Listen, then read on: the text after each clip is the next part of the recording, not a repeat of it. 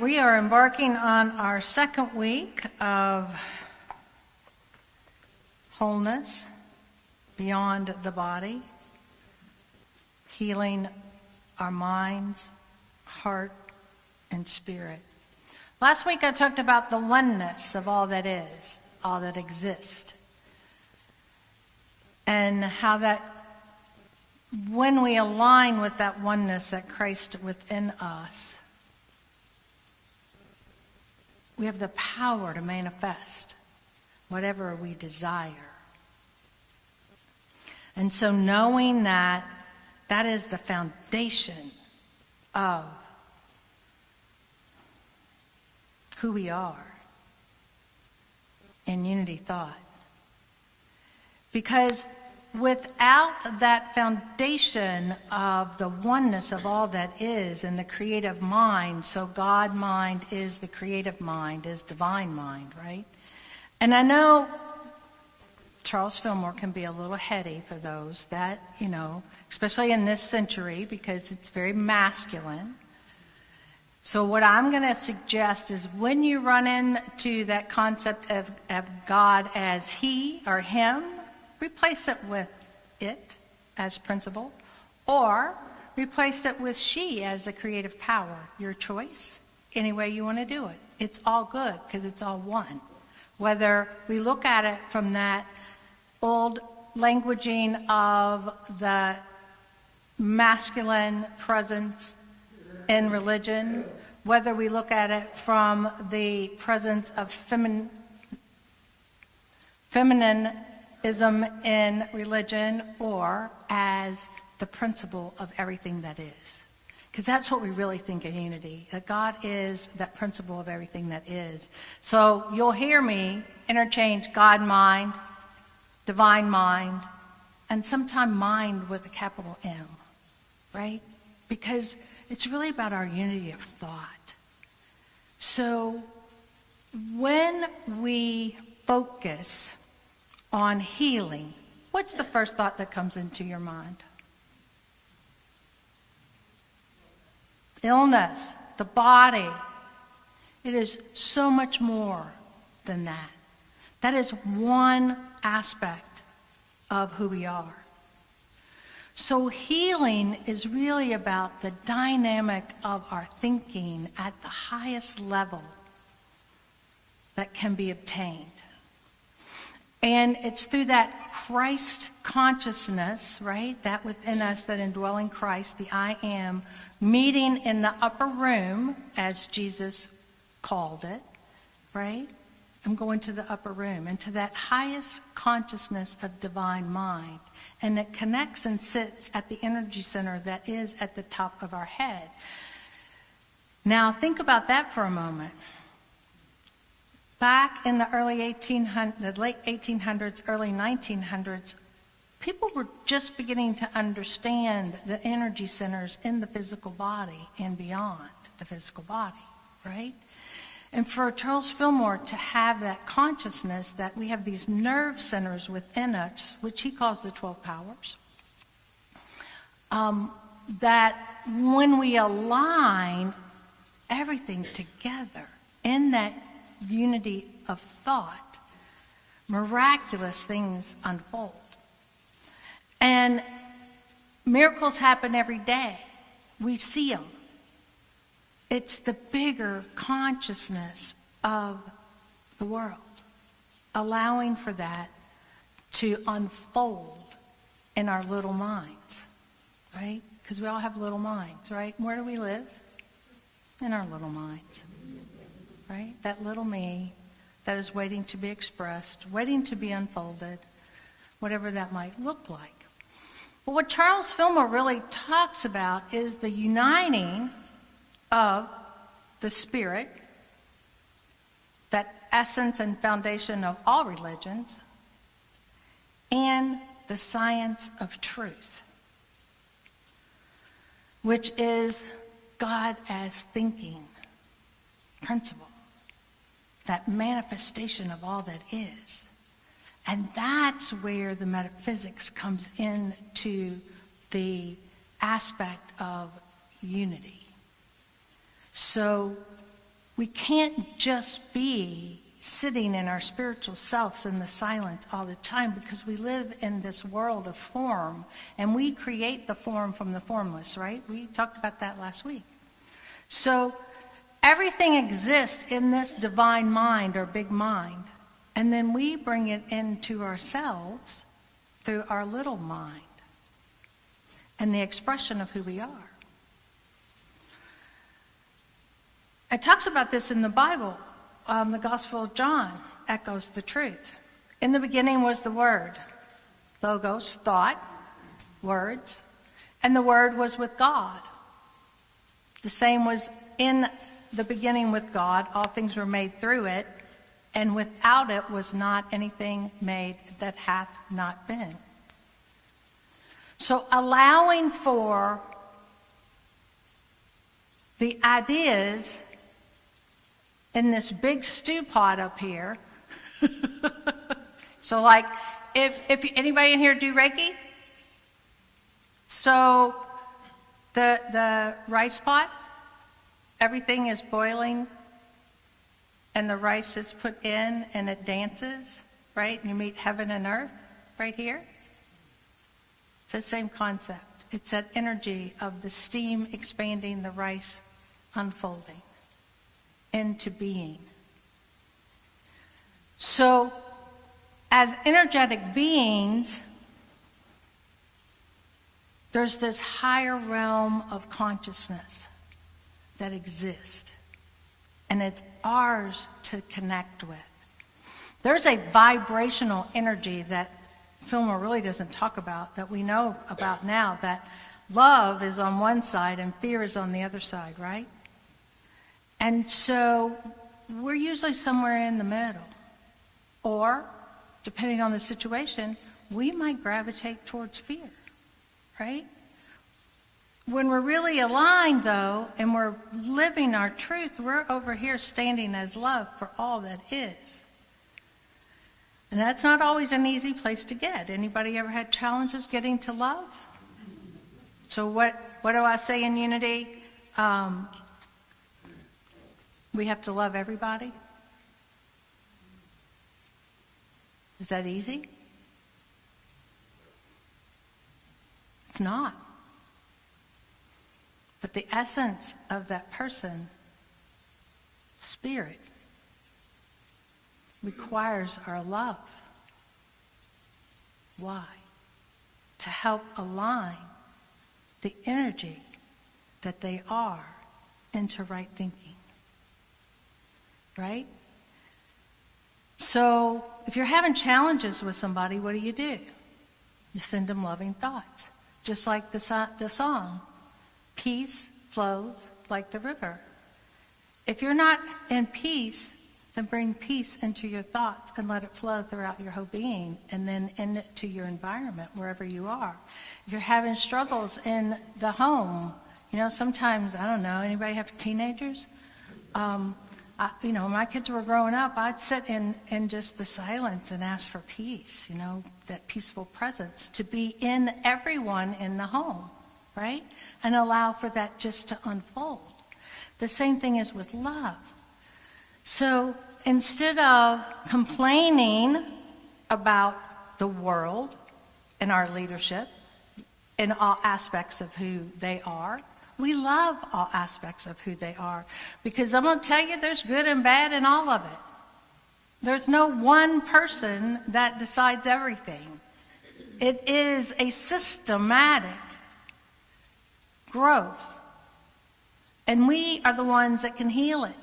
And we can only heal it through love. We can't heal it if we take sides. We have to stand in unity, and we have to send love. That is ours to do, especially in this world of violence, in this world of war. And how do we do that? Well, many of you are familiar with the Trinity, the Father, Son, and Holy Spirit, right? Metaphysically, that represents mind, idea, and expression. And so they're not separate. They're one. There are three aspects or attributes of one being.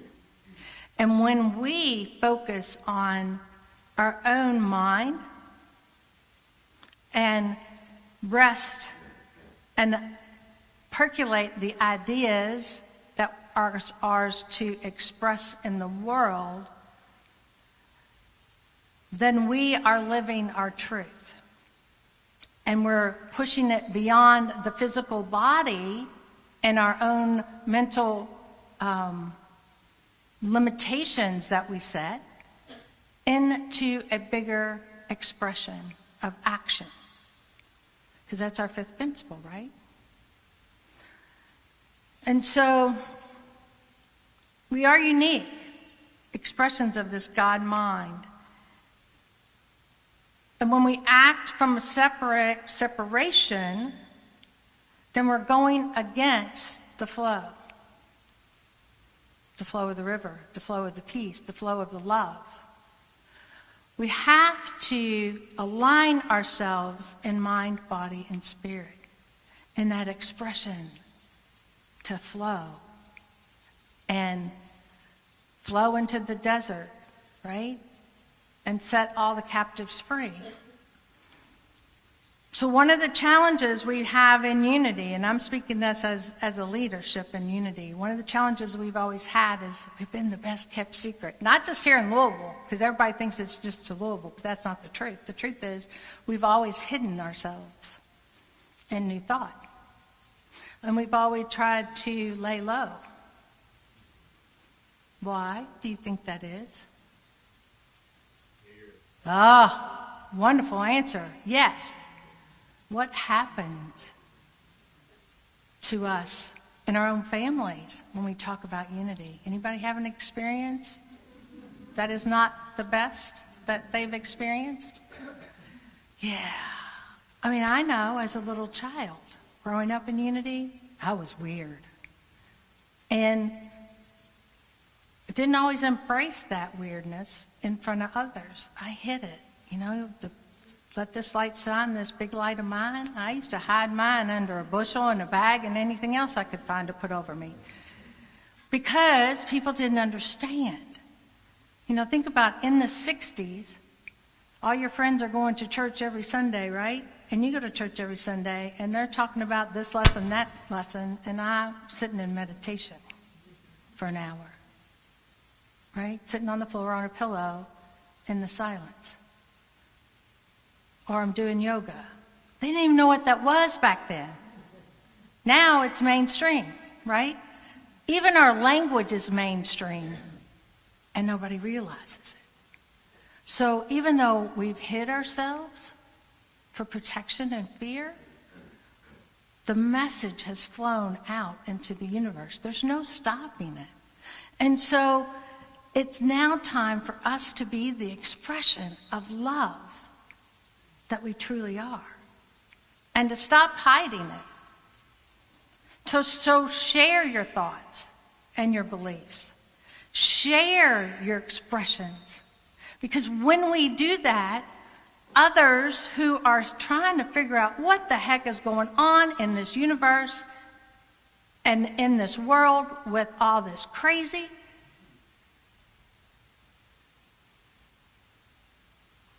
it helps them align with who they are.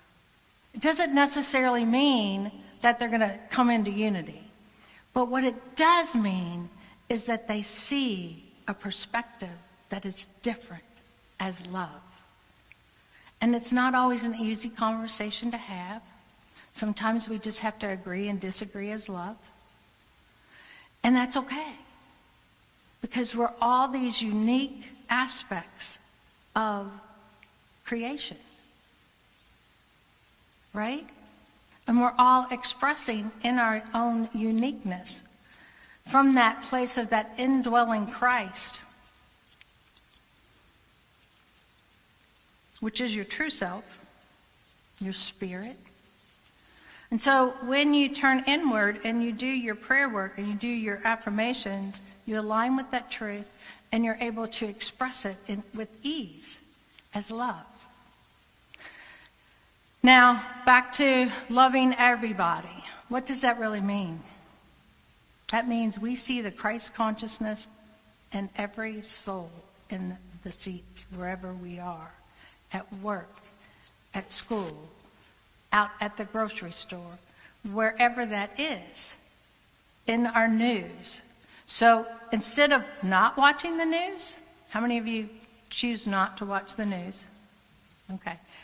Turn on the news, sit in front of the TV and go, I love you, I bless you, I behold the living Christ in each of you. And visualize the people in your mind and beam them with love. And let's see what happens.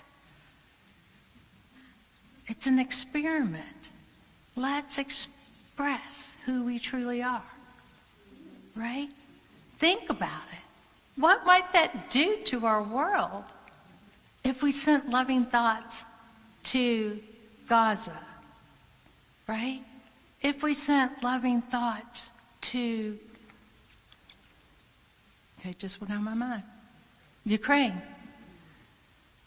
If we sent loving thoughts to every violent situation that shows up in the news, what if we blessed every school in our neighborhood every time we went by it? Right? We know it works. And how do we know it works? Because we did an experiment for 2 years that shows when we gather together in like-mindedness with like language and send love and affirmation into a space, it changes the vibration from that lower violence into an upper peacefulness. We know it works. It works on an individual level. It works on a community level. It works on a conscious level for all humanity. And so, if nothing else, share that with your family and friends. Don't get into the aspects of what's right and what's wrong, because in truth, it's all unfolding. What worked in the past just doesn't work anymore. The old language from traditional, for some of us, just doesn't work anymore. Doesn't make it bad, it just makes it what it is. And if we can see that and heal that within ourselves, then we can begin to heal the world. And that's the bigger picture. So beyond the physical body, sending that vibrations of love every time you hear or see a negative act in the world. Instead of reacting, begin to create expression as love. Change from the reactiveness into the expression of your truth.